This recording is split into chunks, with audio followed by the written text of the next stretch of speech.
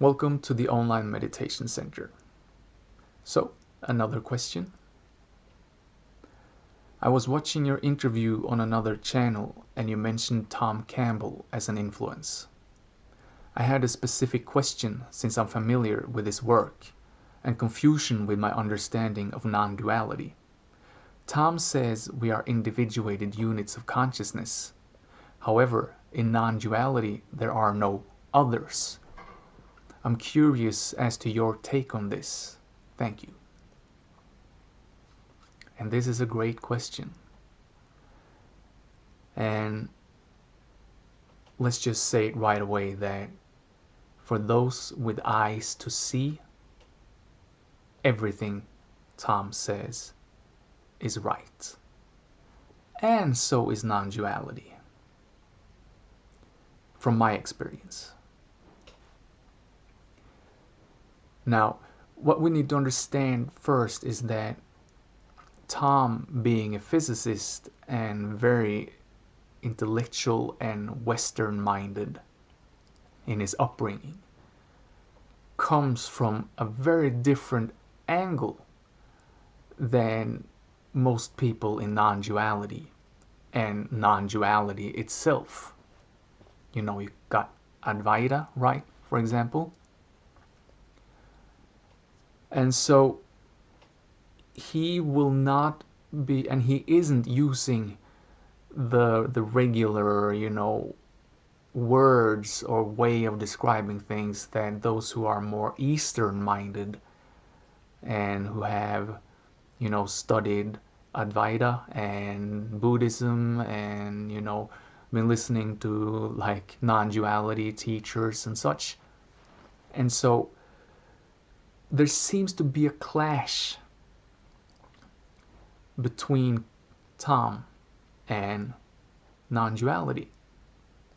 But if you look deeply into it, you will see that everything is one seamless whole. And so, Tom says we are individuated units of consciousness. However, in non-duality, there are no others. Yes. But Tom explains thoroughly that everything he says and all his concepts and words are merely metaphors. They do not actually exist. There aren't actually any individuated units. There is only consciousness, or the larger consciousness system, in his words, He has sectioned reality into multiple pieces.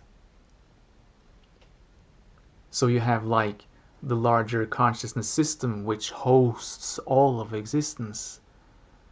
And then you have like what he calls the big computer where and for those of you who do not know who Tom Campbell is, check him out, read his book, My Big Toe.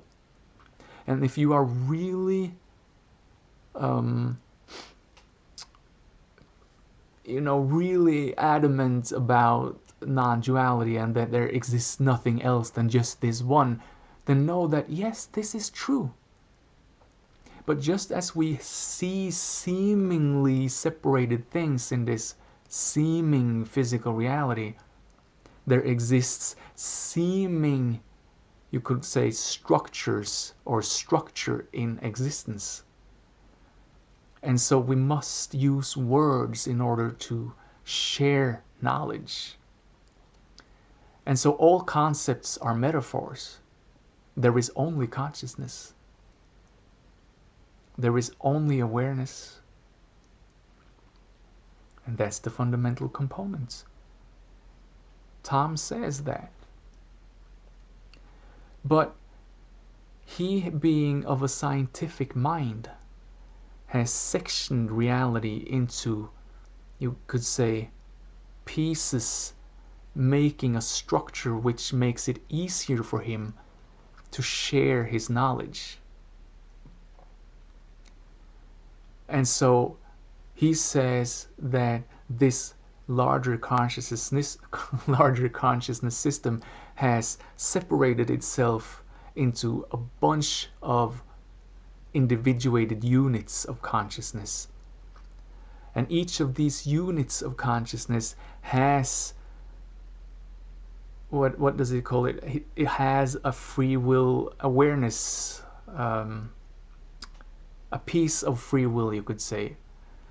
So this individuated unit of consciousness gets free will, and with that free will it can grow and experience different realities and become more love. Because the point of all of this entire system of consciousness is to evolve toward love and to decrease entropy, as he says, entropy being disorganization, right? The more disorganized you are, the higher entropy you have. The more, you could say, chaos exists in your mind, the less solid you are, you could say. I have my own take on all of this, and I will make videos on how to solidify your consciousness, your awareness, to become more, I call it solid, and less fragmented. The more fragmented you are, the more entropy there is. And so the point is to decrease entropy, increase love, decrease fear, become better, you know? And so you got all of these units of consciousness, metaphorical units. There aren't actually any separated units, but they are all together raising the quality level of the entire consciousness system. So the entire consciousness system becomes more love, less fragmented, you know. And the consciousness system is using all these units to better itself. Now, this is exactly what's happening. But there is only one consciousness.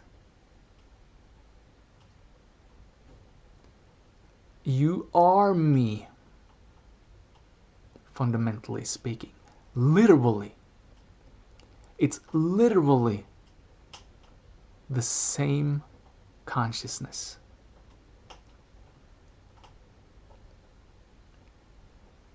We're not even watching this from different angles, fundamentally speaking. It's all appearing at the same exact spot. But we have to use words to explain how we can be 7 billion people on this planet, you know, seemingly having individual experiences. And so, okay, there is only one consciousness, there's only one awareness. How do I explain it? Okay, so we can say this one consciousness is metaphorically splitting itself up into different pieces. So each of these pieces can have their own little experience, and together all of them is having the same goal, which is to wake up. We would say in more Eastern focused language, you know, you're trying to become enlightened, which is simply to realize your true nature.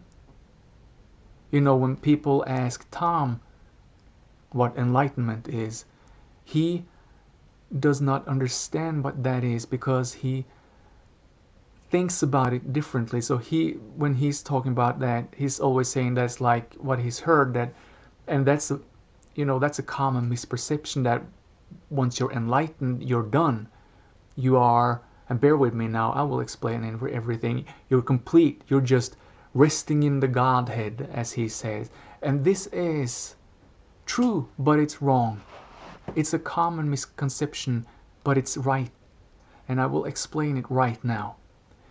Becoming enlightened, which is ridiculous because you're not becoming anything. You're simply realizing what you already are, which is consciousness. Consciousness or awareness, wakes up, you could say, from this dream of being this character in this game, realizing it is, in fact, itself. And then you realize you are everything, but because everything is the same one. Everything is consciousness. There exists nothing outside of consciousness because consciousness is the only thing that exists. And Tom says all of these things. You know, Tom is enlightened. He doesn't know it, but he is. But he has to focus on the fact that all of these pieces has to grow up. That this is an actual system trying to decrease entropy and become better, more solid. Solid is my word, by the way. And that's why I have a video a long time ago where I explained why there are so many different, you could say, enlightened masters. Some enlightened masters seem like douchebags, you know, while others are almost Jesus-like. In fact, Jesus was probably just an enlightened master, you know, while you got other enlightened masters who hit their students with, you know, like a Zen stick and are really rude and asshole-ish, you know. So you have this wide variety of people who have managed to become enlightened. And since I've read Campbell before I got into all of this many years ago, I realized that, oh shit, the explanation is because waking up isn't the same as spiritual evolution, spiritual growth. You do need some basic amount of spiritual growth in order to wake up, you know, aka become enlightened. But you don't have to be perfect love in order to wake up, because waking up simply means realizing what you already are, your consciousness. Not believing it like a belief, but actually being aware of it here and now, that you are undying, unchanging, eternal, timeless. Then you're done. Your spiritual search is done. But you will keep on spiritually evolving toward love, right? And so this is what non-duality people don't understand with Campbell, and then say that no, he's talking about multiple beings and pieces and there's only one, while Campbell says that there's no such thing as enlightenment, probably because then you're just done. But no, it's both. You're done, existentially speaking, trying to find out who you are, what life is, what existence is. Your spiritual search for happiness, contentment, truth is done. That's done. But it doesn't make you Jesus just because you know what you are. You still have to, as he says, pull yourself up by your bootstraps. And that's what we're using experience for, to become more love, less fragmented, less entropy. So all of these individuated units of consciousness, it's just a metaphor. It's just this one consciousness. What is watching out from my eyes is exactly the same thing watching out from your eyes right now. And then you could say, you can split this up, you know, you have the small consciousness having this experience, and you have a bigger consciousness having multiple experiences, and you have a bigger consciousness having groups of experiences, and then you have the main consciousness, blah blah. It's all artificial barriers, separations, so that our intellectual mind and our mind in fact can process it. But fundamentally, it's only this, here now, And consciousness is all that is. So, this might have become a little rambling, but I hope it made some things more clear for you. And feel free to ask more. And yeah, all of this is like that. You just have to not take the words so literally. So everything Campbell says matches perfectly with everything on the non-duality side. You just have to have the eyes to see it and not be so hung up on the literal sense of the words. Okay. Have a great day.